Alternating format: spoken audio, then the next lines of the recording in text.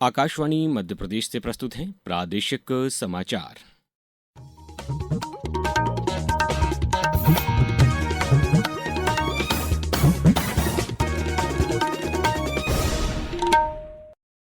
नमस्कार, समाचारों के साथ मैं अभिषेक कटियार। प्रदेश विधानसभा का मानसून सत्र आज से शुरू हो गया है। 24 जुलाई तक चलने वाले इस सत्र के दौरान राज्य सरकार द्वारा वर्ष 2026-27 के लिए प्रथम अनुपूरक बजट के साथ समान नागरिक संहिता यूसीसी सहित कुल 14 विधेयक प्रस्तुत किए जाएंगे। समान नागरिक संहिता के मुख्य प्रावधानों के तहत एक से अधिक विवाह वैध नहीं होगा। महिलाओं और पुरुषों को समान उत्तराधिकार मिलेगा।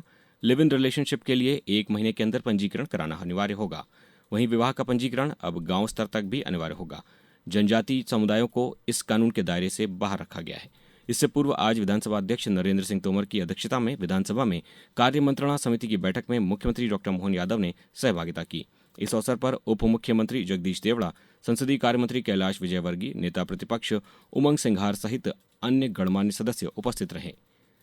संसद का मानसून सत्र भी आज से शुरू हो गया है। 25 दिन तक चलने वाले इस सत्र में कुल 19 बैठकें होंगी। आज सवेरे सत्र की कार्रवाई शुरू होते ही सदस्यों ने हाल ही में दिवंगत हुए अपने 6 पूर्व सदस्यों को श्रद्धांजलि अर्पित की। प्रधानमंत्री श्री नरेंद्र मोदी ने कहा कि चाहे मानसून हो या फिर मानसून सत्र, दोनों के सक्रिय रहने पर वे अत्यंत उत्पादक सिद्ध होते हैं। संसद के मानसून सत्र के पूर्व संवाददाताओं से बातचीत में श्री मोदी ने कहा कि संसद में कई अनुभवी सदस्य मौजूद हैं। वे किसी भी दल के हों, लेकिन उनके अनुभवों की आवश्यकता सदन को हमेशा रहती है।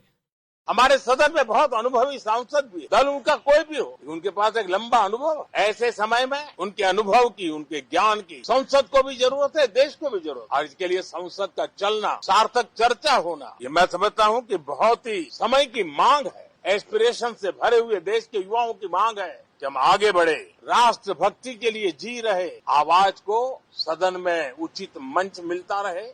राजधानी भोपाल की सड़कों पर आज से ई बसों का 5 दिवसीय ट्रायल रन शुरू हो गया है। बैरागढ़ स्थित डिपो से निकली इन बसों का संचालन 3 प्रमुख मार्गों पर किया जा रहा है, ताकि अगस्त माह से आम यात्रियों के लिए इनकी नियमित सेवा शुरू हो सके। भोपाल वासियों को जल्द ही प्रदूषण मुक्त और आधुनिक सार्वजनिक परिवहन की सुविधा मिलने जा रही है। आज सुबह बैरागढ़ डिपो से ई बसों को 3 अलग अलग रूटों पर ट्रायल के लिए रवाना किया गया।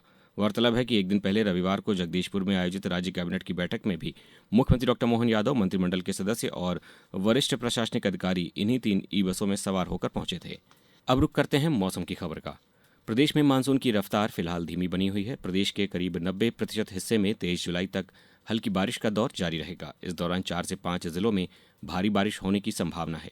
आज दमोह, मंडला और डिंडौरी में भारी बारिश का अलर्ट जारी किया गया है, जबकि भोपाल और इंदौर सहित 47 जिलों में गरज चमक और तेज हवाओं के साथ हल्की बारिश हो सकती है।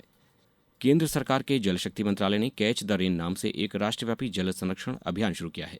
इस अभियान का उद्देश्य मानसून से पहले और मानसून के दौरान वर्षा जल के संचयन को बढ़ावा देना है। इस अभियान का नारा है, बारिश का पानी जहां गिरे और जब गिरे वहीं सहेजें। अभियान के तहत छतों पर रेन वाटर हार्वेस्टिंग सिस्टम लगाने, पुराने तालाबों, कुओं और बावड़ियों के जीर्णोद्धार तथा रिचार्ज पिट व चेक डैम बनाकर भूजल को रिचार्ज करने पर जोर दिया जा रहा है। अब कुछ समाचार संक्षेप में। शिवपुरी शासकीय आईटीआई में सत्र 2026-27 की रिक्त सीटों पर प्रवेश व चॉइस फिलिंग की प्रक्रिया शुरू हो गई है। इच्छुक अभ्यर्थी 25 जुलाई तक आधिकारिक पोर्टल पर पंजीकरण या सुधार कर सकते हैं। जबलपुर नगर निगम द्वारा पर्यावरण संरक्षण और पर्यटन को बढ़ावा देने के लिए रांझी के उमरिया क्षेत्र की 20 एकड़ शासकीय भूमि पर नगर वन विकसित किया जाएगा। गुना में माय भारत द्वारा राष्ट्रव्यापी नशा मुक्त युवा फॉर भारत विकसित अभियान के तहत जिला से लेकर राष्ट्रीय स्तर तक विभिन्न गतिविधियां आयोजित की जाएंगी। और नर्मदापुरम जिले में चलाए जा रहे दुग्ध समृद्धि संपर्क अभियान 3.0 के तहत कलेक्टर ने ग्राम रोहना पहुंचकर पशुपालकों से संवाद किया। इस बुलेटिन में इतना ही। अगला बुलेटिन सुनिए शाम 7:10 पर।